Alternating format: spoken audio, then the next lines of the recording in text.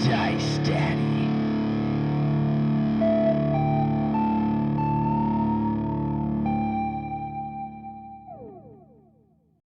Hey everyone, welcome back for another adventure with DiceDaddy. You can see I'm not alone today. Today we're starting a new kind of conversation, new topic. It's called Dungeon Discussions. And what we're going to be talking about are some of the things out of game that DMs deal with, their different play styles, the way that they do things. And this is your trigger warning. This is not how we think you should do things. This is just what different people believe about different aspects of the game. So every week we're going to have people of varying experience and level, both players and DMs alike, to kind of talk about what they think about key topics in D&D. So first up, I actually have a buddy of mine, Brian. Brian, tell us a little bit about you. Hey, what's up? I'm Brian, actual. I have been playing D&D. I've been playing War Stories. I got started on GURPS and second edition D&D way back in the day. I've played what's the other one that we did? World of Darkness? World of Darkness. Yeah, That's right. we've dabbled with that. I would say my main ones though, fifth edition D&D, and I do the official War Stories campaign that they release on their channel. So if you watch those, you'll see me in World War II. And you do paid games too, right? I do. I am a paid DM. I just finished a 2-year long level 1 through 20 campaign as a paid campaign, and we kicked off campaign 2 this week.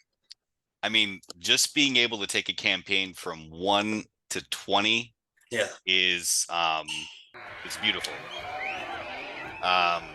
But I do want to talk about the main point of topic, and this is something that comes up a lot in my games. It comes up in your games, and just so everyone listening, we played in each other's games before, and we've even cohorted and acted in cooperation in each other's games before, as that sort of happens with DMs and players.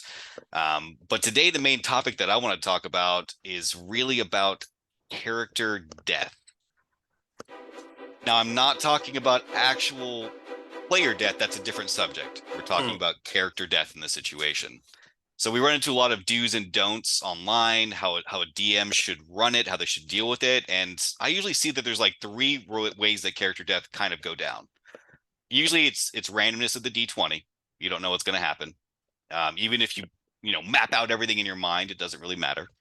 There's cinematic aspects to it. People die like that all the time. And then there's players that just leave your tape.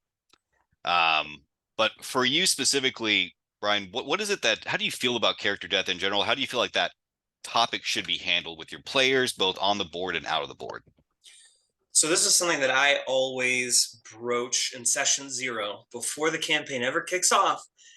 You will run the risk in my games of your character being killed.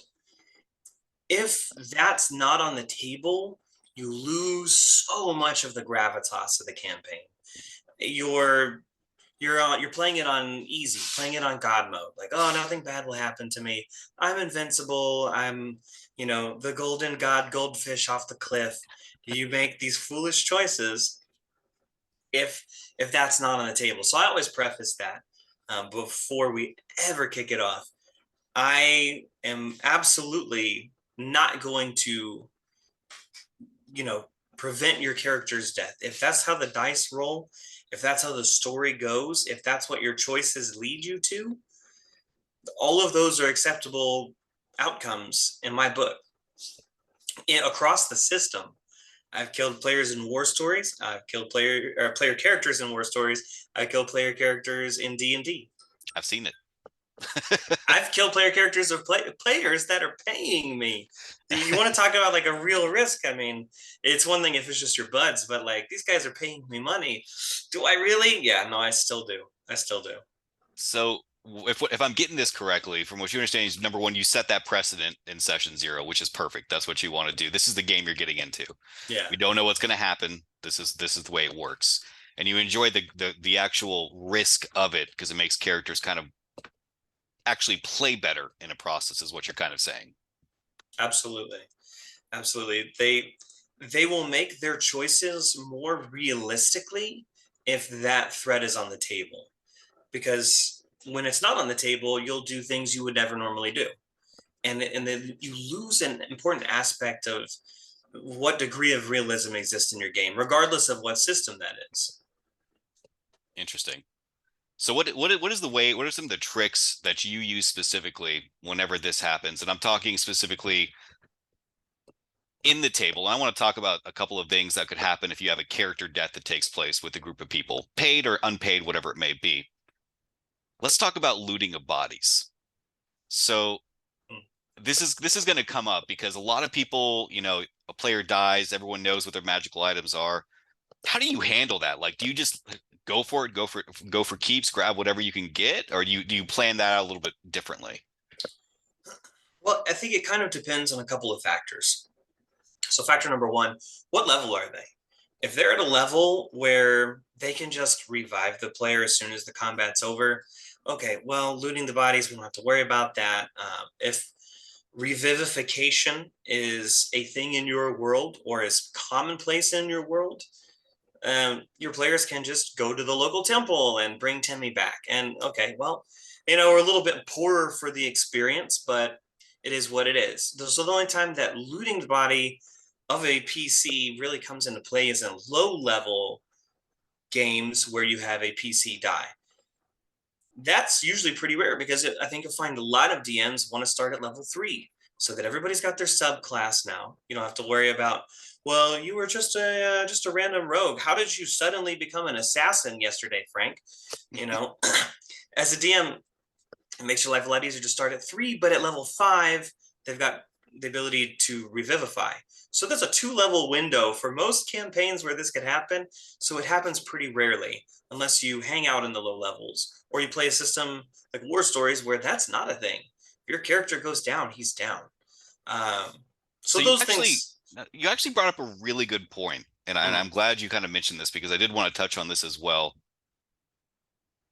Magic in games when it comes to death, whether that's revivify, true resurrection, whatever it may be, anywhere in between. Do you feel like that kind of steals the thunder of character death in most campaigns, or do you feel as, or do you personally use low level magic settings to make sure that it can't be something that steals that thunder? And it's kind of a two-part question. That's the first part, is do you feel like it steals that thunder? Second part, how do you still make those character deaths impactful, knowing that they're just going to get revived the next session? so one thing that I personally do, yes, to answer the first question before I forget, yes, it absolutely can steal the thunder, but it doesn't necessarily have to. Hmm, So a lot of that goes into how the character dies. If this is okay. some arbitrary, I just got whittled down by minion number 7, and now I'm out, and then I failed 3 rolls in a row, and now I'm dead. Well, okay, it's not very epic. If you were saving the princess from the explosion that the bad guy caused when you nuked him because you shot him with your holy crossbow at point blank range, and it blew your character up, but you shielded the princess from the blast. Now we have an epic story of how your character died, and it means something. And even if you can get revivified, it you have this story now like, hey, Timmy sacrificed himself for the princess. That's noble. That is an admirable trait. It has PC growth, it's character development. It ties you in. Now you've got an in with the princess. She knows you would literally die for her. So there's a whole lot of things that death can be used to build like that. So you would basically adhere to the fact that even though revivify exists in the world, revitalization, whatever you want to call it, whatever spell it may be, you can still make that character death impactful by having it impact the story, not the character itself. Their Yes. personal story, mind you, but still over impact the overarching story that you have set up. Another thing that absolutely, and another thing that I love to do, much to my players' chagrin, is that the ability to cast a spell is not a guarantee that that spell will work, especially when you're tampering with the life death spectrum. So for Revivify, I usually don't give them too much guff about that. It's supposed to be a quick bring you right back. And Yep. if I will tax my players' spells going into a combat so that they can't just maybe necessarily whip out Revivify the moment it's done, because this is their third encounter in a row and they haven't rested and they've got no slots. No one has Revivify on tap. Mm, They're out in the boonies, so they can't drag somebody to the local cleric. So they're going to have to use, resurrection. hmm uh, when it comes to that, now I've got an opportunity to turn that into a skill challenge. What are you doing in this ritual that is sure begun by that spell itself, but I don't give it, an automatic, it just happens because you cast it. This is higher magic. It's you're manipulating, you're stealing. The way I kind of think of it is like you're stealing a soul from the gods to pull back into the body. Like that person's soul has gone to whatever plane, right? And if you're pulling them back from that, there's a fight. You're struggling against higher powers for good or bad, or for neutrality, I guess, if that's how you roll your character. But it turns it into a skill challenge. And now it's something meaningful. Well, how well did you know Timmy? Right? Oh, I know that Timmy loved to arm wrestle. So I'm going to grab his arm with all my strength and squeeze. Now I've got an athletics check. We've turned into a skill challenge for that. I know that Timmy loved this one song that he would sing to his elf maiden every night, and now I will sing it. Now we've got a performance check, right? And we have ways that the other players' characters can use their skill set strengths in a ritual to bring back that player who died in a meaningful way that shows that like not only is your character cared about enough to be brought back, but the other PCs know enough about your character to be able to contribute like that. Interesting. No, I think it's a great idea. Anytime you can bring skill challenges into the set and get out of the basic necessity of you cast X spell, this happens. And I have to tell you, I've done something similar with different systems where it was a process to actually revive someone. I think the biggest scuff, and maybe you've gotten this too, that I got from the players is, well, that's not what the book says. The book says they're revived. Man, if I had a dime for every time, so I think Yeah. you've even told me that before. I think everyone's told me that at least one time.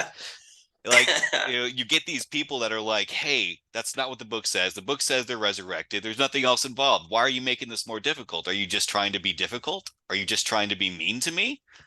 And then it makes me wonder, and maybe you can speak to this, in that process when you have those players that come up and are like, well, that's not fair. Do we go back to the DMs are always right? There's optional rules that I'm using. Do we just say that?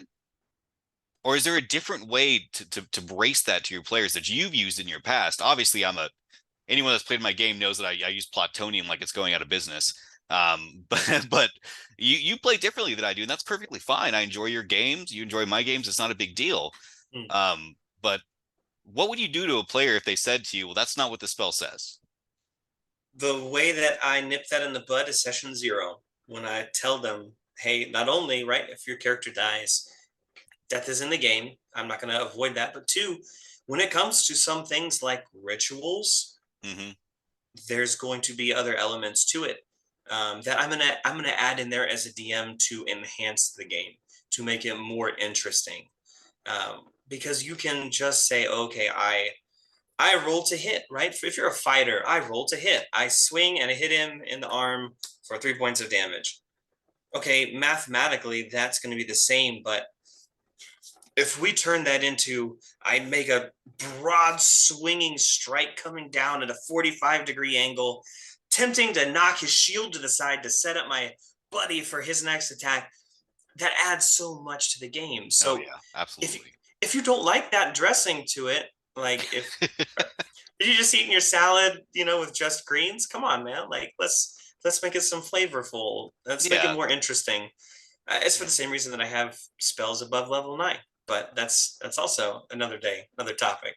yeah. Another day, another topic. I don't want to take up too much of your time, but I think we've gotten a lot of useful bites out of you when it comes to your discussions, specifically when it comes to character death. I mean, these are two DMs that play very differently when it comes to that aspect.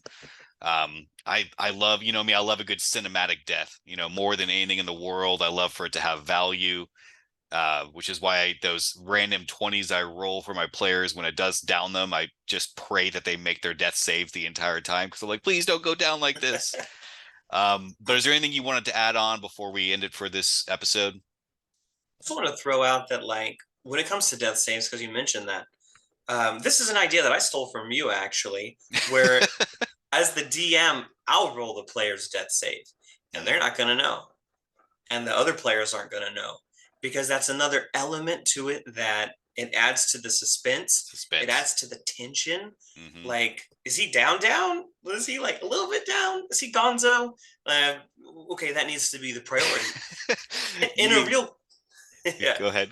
in a real combat, I mean, I'll take some of my war stories, right, for a different system. Like, that player goes down, that's your buddy. Like, this Yeah. is it, there's no reviving in World War II. If your friend's down, like, you got to go get him quick and treat him with something, or he's out. He's gone.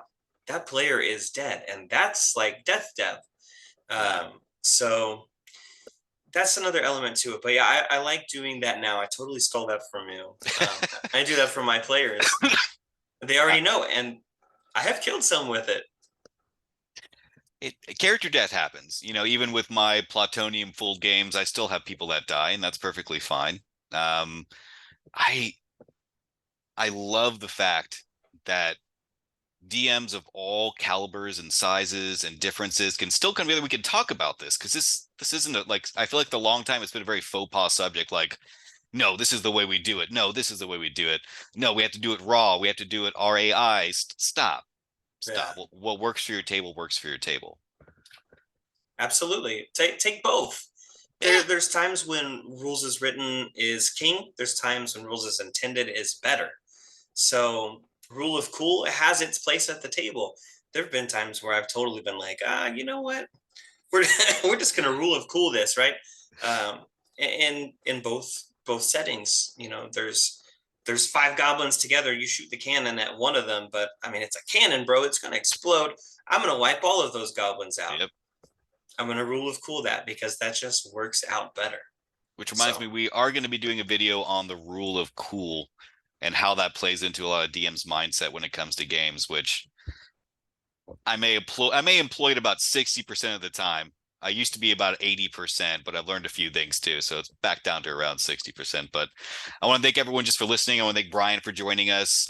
If you guys like this, please like and subscribe. Also, please comment on any opinions you have about the subject. We want to hear from you. If we want to have a repeat of this topic, we'll throw it back out there again. Thanks, man. thanks for having me.